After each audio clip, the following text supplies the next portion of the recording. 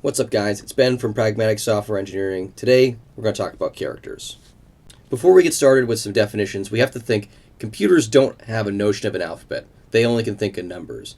So if we were to build an alphabet for a computer, we would have to create a mapping between integers and letters. So because remember, we start at 0 in programming, A would be 0, B would be 1, C would be 2, and D would be 3. So if we were going to create the word Abba, it would be 0, 1, 1, 0. Cab, 2, 0, 1, and bad would be 1, 0, 3. So under the covers, characters are integers. So A is actually the number 97. And let me show you here.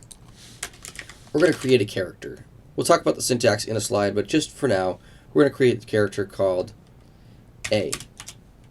And we're going to set it to A. We're going to create an integer called A as int, and he's also going to be equal to A. Now, if we print out the letter, the character, and the integer, we're going to see different values.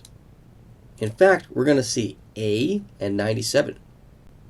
What I'm getting at here is that all text on computers are really just integers that are interpreted by the computer as a letter, and then it prints out a letter for you to see.